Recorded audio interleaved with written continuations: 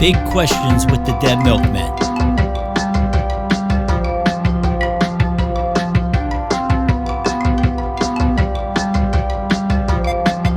Each week, while working on the new album, the Dead Milkmen ask each other a question.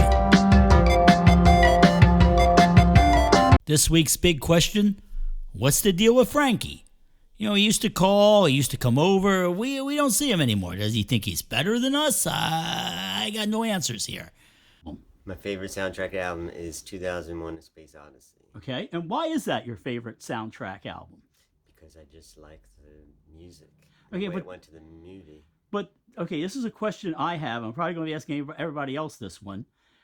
Is it a soundtrack album if the songs already existed and they put them together and said, because Sure. the same with the Tubular Bells stuff that was used for The Exorcist, that was already out there. Is it only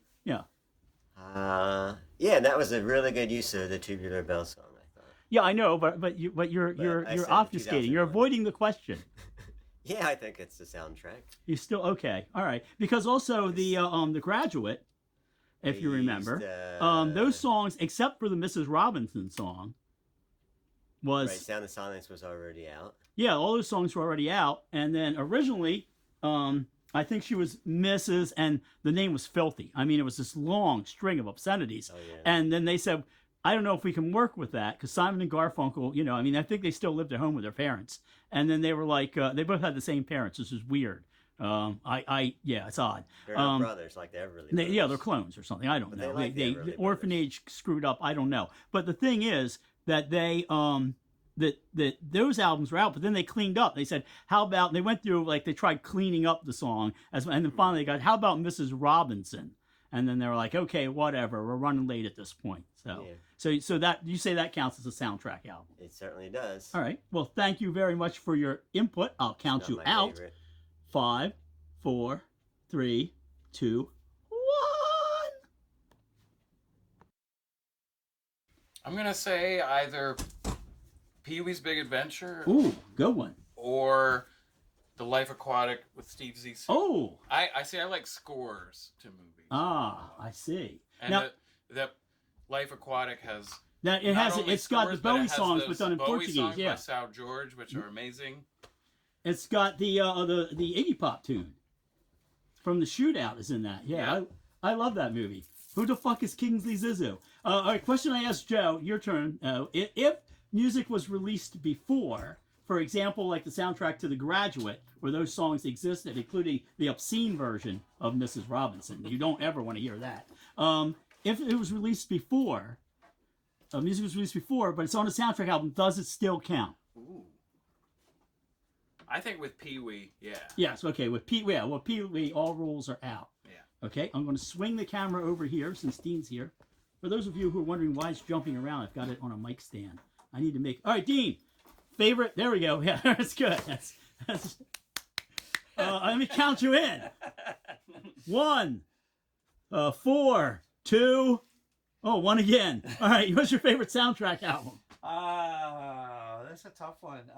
That's why I asked in advance. Yeah, no, I've been thinking about it.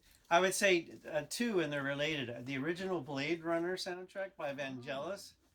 He used all the presets on a CX-80. Does it count if you're just using presets? I don't know if he used presets. All right. But then the follow-up score for, I think, was an amazing sequel, the 2049, Blade Runner 2049. Yeah. And that's by Hans Zimmer and I forget the other guy's name. The two of them did the soundtrack for that. The first one is kind of, it's Vangelis, and it's kind of like, I mean, there's dark themes in it, but it's kind of soft and soothing. And when I do this for the video, I'll recreate that with a CX-80 plug-in. It's more aggressive, and there's some weird stuff. Although at the end of it, there's an interesting little callback to the Tears and Rain kind of melody or whatever in that scene at the end of the 2049. Wasn't there somebody else who was supposed to do that album? Well, I think there is Hans Zimmer and this other guy.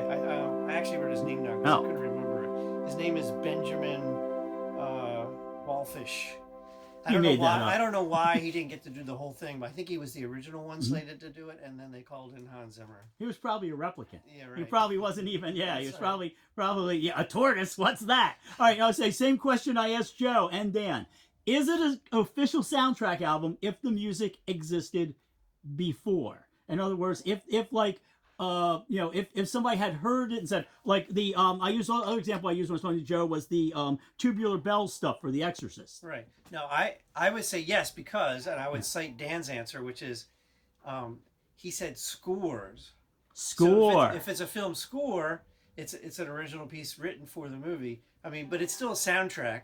But the soundtrack could be composed of previously released materials. Okay, now some people use score and soundtrack interchangeably. Like when you ask a friend to go out and soundtrack you some drugs. Please go out and soundtrack me some drugs. The Graduate was pretty much the same. Like those songs were also part of the score. Yeah, I believe so. wasn't Or expecting the a follow-up. soundtrack. Yeah. But they were on drugs when they made So what those. was your answer, and what was Joe's answer?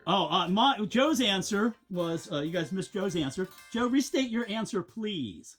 2001: A Space Odyssey. Ooh. Yeah, that's what got us on the question because I don't think they wrote all those classical songs for the unless on the Kubrick was so good he sat on those for 200 I years. think that whole screaming part though. Yeah, he's like I was going to use these in Barry Lyndon, but no. All right, well, thank you, gentlemen. Thank you very much. And then I always add my stuff later because I like to What be was the your unseen answer? entity behind all this. What's your answer?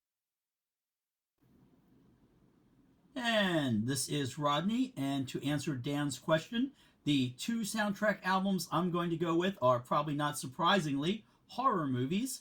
The first one is the soundtrack to the original Suspiria by Goblin, which is a fantastic, probably the loudest soundtrack album ever made. And also, I also want to recommend the soundtrack album, believe it or not, to the second Suspiria album, which was done by Tom York of Radiohead. I gave him a hard time because I thought he was going to screw it up, but he didn't. I don't think he knows who I am or cares what I think. The second one I want to recommend is the album soundtrack for The Witch by Mark Corbin. Absolutely fantastic and a fantastic film. If you haven't seen The Witch, also go see The Lighthouse, which is made by the same person who made The Witch. All right, thank you all very much, and we will be back in a week or so with another question. I went over to Jimmy's house the other week. I'm like, you hear from Frankie? And he was all like, he felt weird about it. And I don't know what's going on, I mean, I asked around, and I was like, this and that. But there's definitely something weird is going on, and I just wish somebody would tell me. Okay, I can keep a secret. You can tell me whatever's up with Frankie. You tell me, okay? Jesus.